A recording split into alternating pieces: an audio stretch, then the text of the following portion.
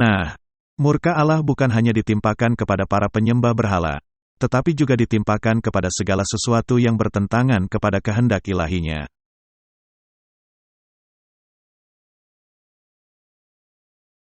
Jadi jika kita melihat murka Allah kepada para penyembah berhala, seperti dalam 1 Samuel 15 ayat 18.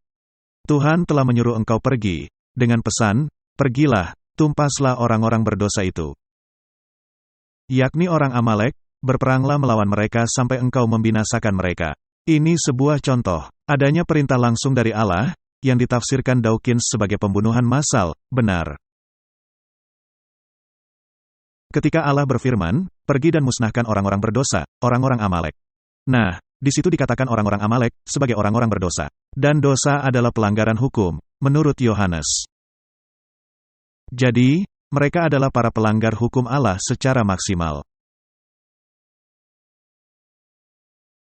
Dan mereka mesti dimusnahkan. Jadi adanya perintah, musnahkan orang-orang Amalek. Mereka menjadi kutuk di bumi, yang mencemarkan dan membinasakan umat manusia. Musnahkan mereka. Roh mereka bersifat menular. Dan perintah untuk memusnahkan bangsa Amalek, diberikan kepada Raja Saul. 1 Samuel 15 ayat 20. Lalu kata Saul kepada Samuel, aku memang mendengarkan suara Tuhan dan mengikuti jalan yang telah disuruh Tuhan kepadaku. Dan aku membawa Agag, raja orang Amalek, tetapi orang Amalek itu sendiri telah kutumpas. Pertama-tama Saul tidaklah memusnahkan segalanya. Ya, karena Raja Amalek masih hidup. Allah membuat contoh seperti itu tentang mereka. Allah bahkan memerintahkan agar bangsa Israel tidak mengambil barang-barang atau ternak mereka. Bangsa Israel tidak boleh memperkaya diri dengan hasil kejahatan. Jadi musnahkan semuanya. Ini sama seperti mengambil emas dan membuangnya ke laut. Sangat sulit bagi mereka untuk melakukannya, karena mereka lebih memilih memiliki uang yang tercemar, daripada membuangnya. Jadi Raja Saul mengambil kambing domba, karena dia tidak mau mengorbankan kambing domba miliknya sendiri, dan dia mementingkan dirinya. Dan Raja Saul tidak membinasakan Raja Amalek, dan seluruh bangsa Amalek, karena sisa-sisa bangsa Amalek masih ada untuk waktu yang cukup lama. Jadi Raja Saul tidak melakukan perintah Allah.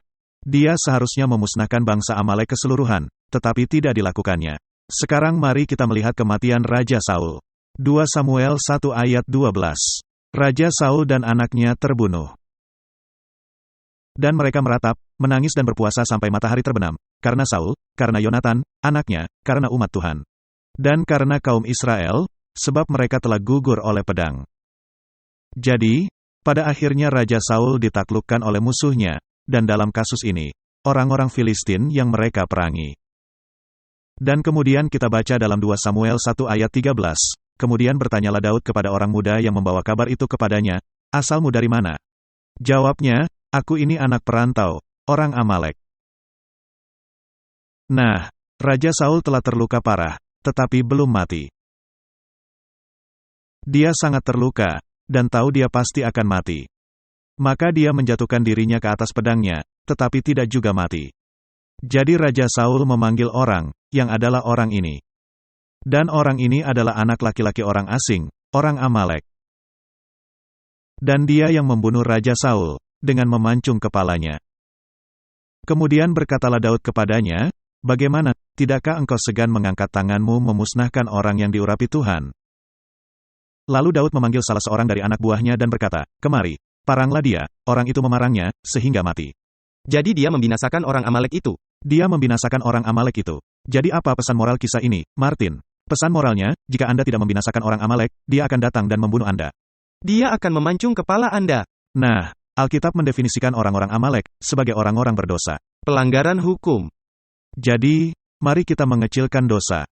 Jika Anda tidak membinasakan dosa dalam hidup Anda, dosa itu yang akan membinasakan Anda. Anda mesti membinasakan dosa. Anda mesti mati bagi kepentingan diri sendiri. Jadi, apakah ini suatu perbuatan tidak adil, hal yang terjadi di sini? Maksud saya, apa yang dilakukan anak laki-laki ini, dia melakukan keinginan Raja Saul. Jika Raja Saul telah melakukan apa perintah Allah, anak laki-laki itu tidak akan berada di sana. Benar, dan ada kemungkinan Raja Saul tidak perlu berperang dengan orang-orang Filistin, dan kalah. Segala sesuatunya akan menjadi berbeda. Jadi dengan satu pelanggaran kecil saja, Anda mengalami akibat fatal kepada keseluruhan bangsa. Karena bukan hanya Raja Saul, melainkan seluruh bangsa Israel terdampak. Ribuan orang menderita sebagai akibatnya. Jadi Martin, moral kisah ini adalah, jika Allah itu adalah Allah kasih, maka Allah juga menjadi Allah berkeadilan. Standar keadilan adalah hukum. Dan hukum mendefinisikan dosa. Dan sekali saja dosa mencapai titik puncak, maka mesti dimusnahkan bersama-sama dengan para pelakunya.